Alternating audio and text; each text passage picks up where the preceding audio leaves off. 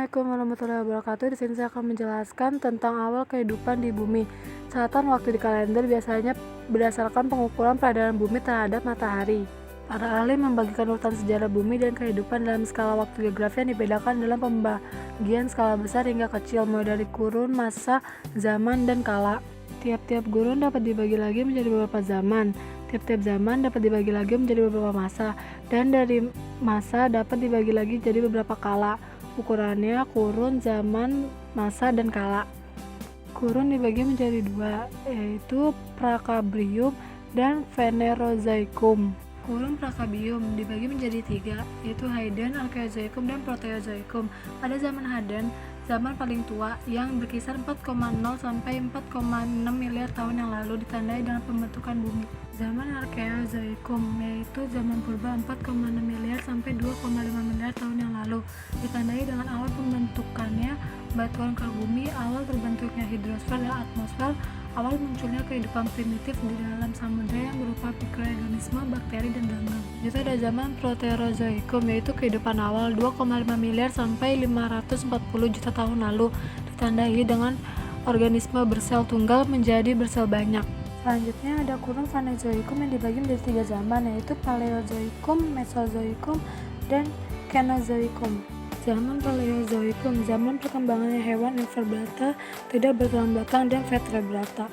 Pada zaman ini dibagi menjadi 6 masa, yaitu Kambrium, Ordovius, Silur, Devon, Karbon, dan Prem. Yang pertama ada masa Kambrium, yaitu munculnya kelompok hewan invertebrata yang mempunyai kerangka luar dari bercangkang. Yang kedua ada masa Ordovisium, yaitu munculnya vertebrata dari jenis tanpa rahang, meluapnya samudra, dan zaman es. 3. Masa Silur, yaitu peralihan kehidupan dari air ke darat, tumbuhan darat mulai muncul. Selanjutnya ada masa Devon, perkembangan secara besar-besaran jenis ikan, amfibi mulai berkembang. Masa Karbon, yaitu perkembangan tumbuhan hutan, reptilia, dan serangga raksasa. Terakhir ada masa Prem, yaitu akhir dari kepunahan massal dalam skala besar.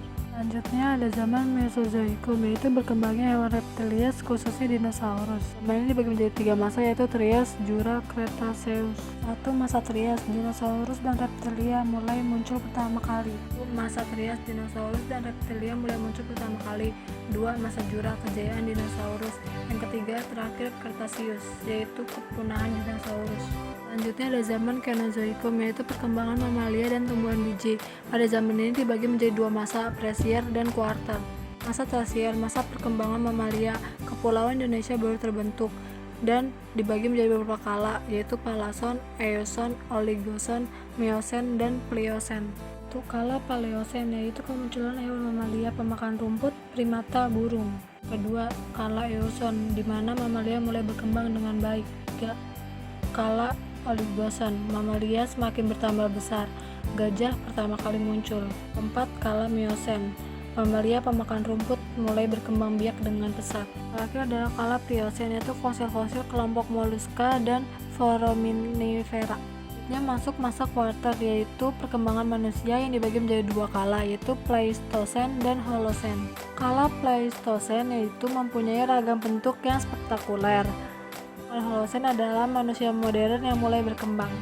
Jadi itu saja yang bisa saya sampaikan tentang sejarah, dan ini ada beberapa cuplikan dari masa-masa lengkap.